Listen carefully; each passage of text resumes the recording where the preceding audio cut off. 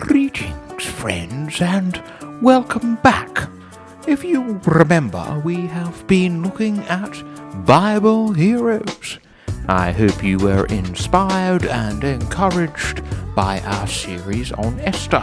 And if you recall, we are now looking at Gideon. In parts 1 and 2 of Gideon, we learned that he was called by the Lord to save Israel from the hands of the evil and pesky Midianites, who were constantly raiding and destroying their land. Gideon was afraid, but in the end he trusted God, broke down his town's idol, and replaced it with an altar to the Lord, and responded by saying he would go and lead Israel and help them be saved from the Midianites. Let's see what happens next. Now the Midianites had crossed over to the valley of Jezreel, right next to Israel, ready to attack them and destroy all their nice food and animals once again.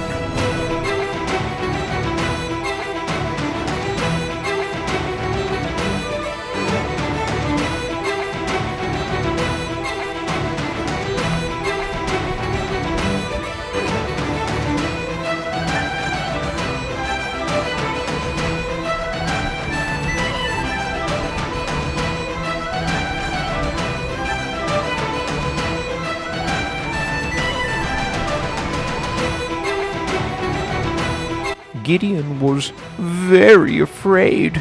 He was, of course, human, just like us, and he was still a little freaked out at the idea that God had chosen him to be the person to save Israel from the evil Midianite raiders. So he prayed to God and asked for a sign. He said, "Lord, I'm going to put this sheep's wool on the grass outside my house. Tomorrow morning, let the grass around it be wet, but the sheep's wool dry. Even if I leave my sprinklers on, along with the morning dew, if this happens, then I'll know you'll save Israel from the Midianites with my help."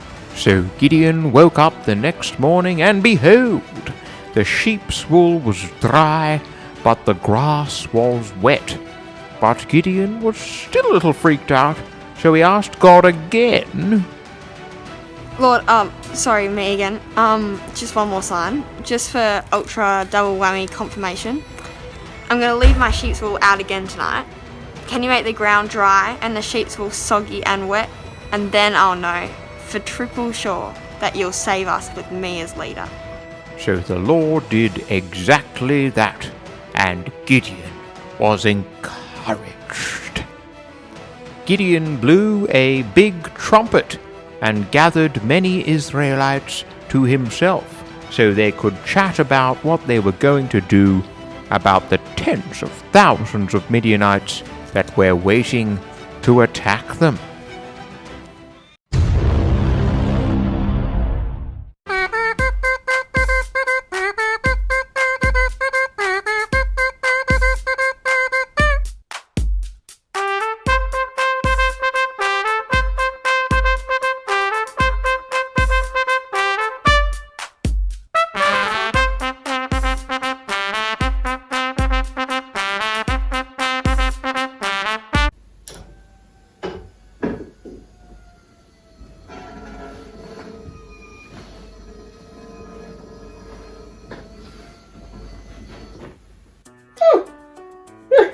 See you there, viewers.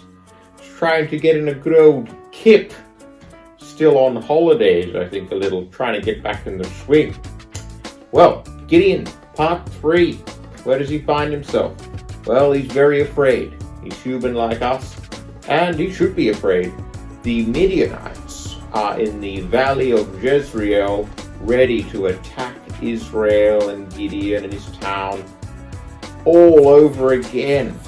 Those pesky Midianites. So Gideon is waiting on God and wondering what to do next. It's quite scary.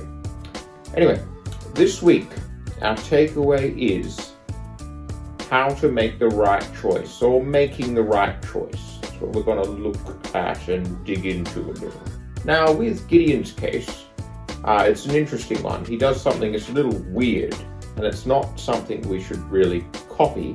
So he gets some sheep's wool, and he puts it on the grass, and as a way of confirming that he should be the guy to help Israel save them from the Midianites, he says, God, now look, I'm real scared. Can you just confirm by making my sheep's wool wet and the grass dry?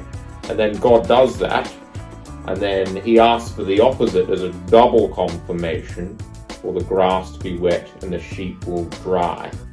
So he sort of asks God for a sign or a miracle or a sort of confirmation. Now, when we approach these sort of parts of the Bible, I think it's important to note, is this part of the Bible describing or simply just telling me about someone's life and what happened, or Jewish history or whatever, or is it specific instructions, or is Jesus telling me exactly what to do? Now, they're two different things, because the Bible might describe someone's failed life. It's quite honest, actually, about people's mistakes and their failings. And you wouldn't, of course, copy those things, but you could still learn from them. There's other parts of the Bible where it might say, hey, look, you need doing this and this and this is how you live for God. So I think in Gideon's case, with this whole sheep wool, grass, sign from heaven kind of thing, I think he's over here in the describing section for us. So we don't necessarily want to copy that. It'd be like, God, give me a sign now. But in Gideon's case, he's afraid, he's scared, he asks for a sign. God is gracious in that situation. God knows Gideon's scared, and in this specific situation, he responds to it with that miracle.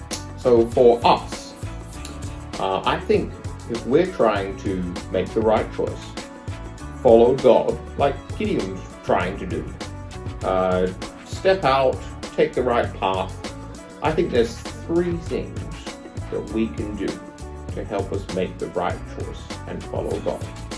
Now, number one is pray. Start off by talking to God, telling him about it, asking for him to show you where to go and to help you. Step one. Step two. Okay. Step two is very important, and that is to check your Bible.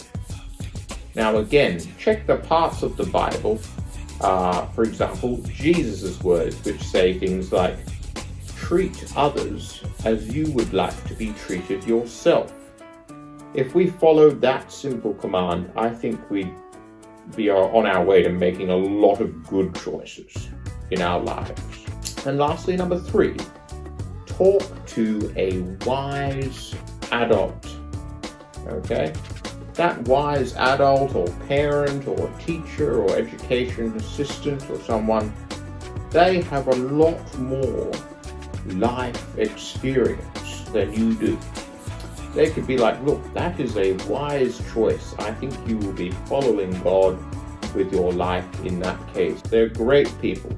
I have nothing against your friends, but I would ask a wise adult. Your friends are not as experienced in life, haven't come across many situations as wise adults have, so check with wise adults as well. So, three things. Pray, check your Bible for instructions, and then number three, ask a wise adult. And I think when we do those three things, we'll be well on our way to following God with our lives and not being too discouraged or scared when we need to step out and make a decision and follow him and make the best decisions. Have a great week.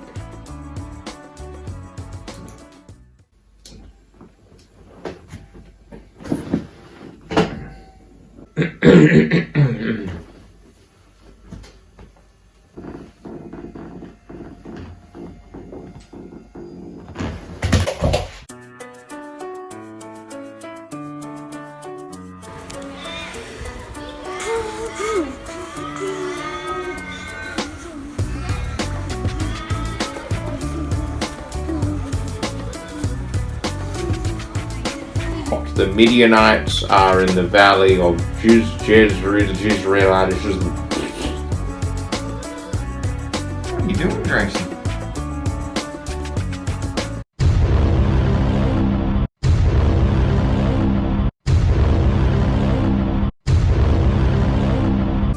Here, here's my perfectly good Marks and Spencer's ultimate non-iron business shirt. Ruined with this hole after stacking it off the wall there. Absolute rubbish. Hey, what are you doing? Get out of here!